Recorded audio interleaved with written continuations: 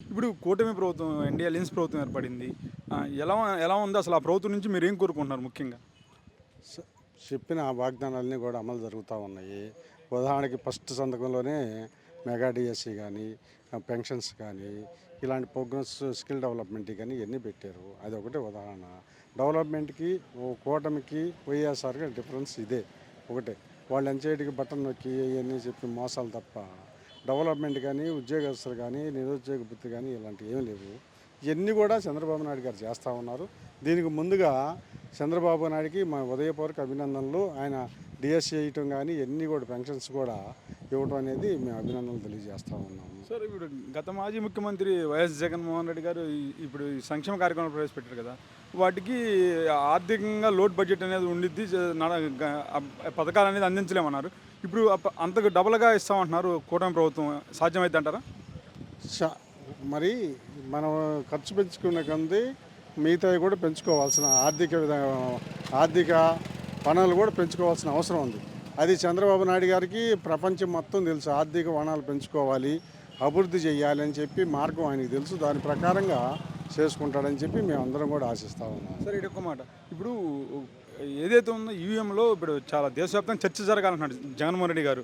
అవకతవకలు జరిగినాయి అంటున్నారు, వాటి ద్వారానే ట్యాంపరింగ్ ద్వారా గెలిచింది కూటమి ప్రభుత్వం అంటున్నాడు.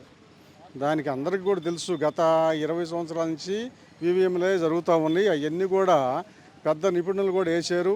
గతంలో కూడా కొంతమంది కూడా ఇదే చెప్పారు, ఈవీఎంల పొరపాటు ఉందని చెప్పి. కాదు, ఇలాంటిది ఏమీ లేదని చెప్పి అందరు నిపుణులు అందరూ కూడా తేల్చారు. ప్రపంచం మొత్తం కూడా ఈవీఎంల ద్వారా జరుగుతూ ఉంది. వాటి వల్ల ఇబ్బంది ఏమీ లేదు. ఈవీఎంలు కానీ ట్యాపరింగ్ అయితే 4 ఎంపీ సీట్లు మీకు కూడా ఎందుకు వచ్చినాయి, ఎలాగ వచ్చినాయి? ఈవీఎం ట్యాంపరింగ్ అయితే అవి కూడా కూటమికే రావాలిగా. అది ఒకటే గుర్తుపెట్టుకోవాల్సిన అవసరం ఉంది. అది తెలుసుకొని మాట్లాడితే బాగుంటుంది. ఇప్పుడు ఎలా ఉండిద్దండి చివరిగా చూసినట్టయితే, ఇప్పుడు చంద్రబాబు నాయుడు గారికి పవన్ కళ్యాణ్కి వాళ్ళిద్దరి మధ్య సహకారం, ఒకళ్ళ కమ్యూనికేషన్ ఎలా ఉండిద్ది అనుకుంటున్నారు మీరు? ఏంది? చంద్రబాబు నాయుడు అండ్ పవన్ కళ్యాణ్ గారు ఇద్దరు ఉన్నారు కదా, వాళ్ళిద్దరి మధ్య ఒకరికి సపోర్ట్, కమ్యూనికేషన్, సహకారం ఉండిద్ది అంటారా? ఉదాహరణకి మీరు గత 6-7 నెలల నుంచి చూస్తూ ఉన్నారు.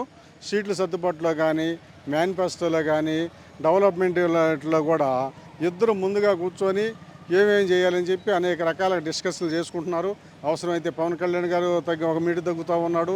అవసరమైతే చంద్రబాబు నాయుడు గారు కూడా ఒక మెట్టు తగ్గి కూటమి ముందుకి జరిగిపోవాలి, అభివృద్ధి జరగాలి, ఈ జనాల్ని మనం ఈ రాష్ట్రాన్ని బాగుపరచాలనే ఉద్దేశం మీద వాళ్ళిద్దరు కూడా ఒకరిని ఒకరు అడ్జస్ట్మెంట్ చేసి ఈ కూటమిని ముందుకు నడపడానికి ఇద్దరు సహకారంగా వెళ్తూ ఉన్నారని మేము కోరుకుంటా ఉన్నాం.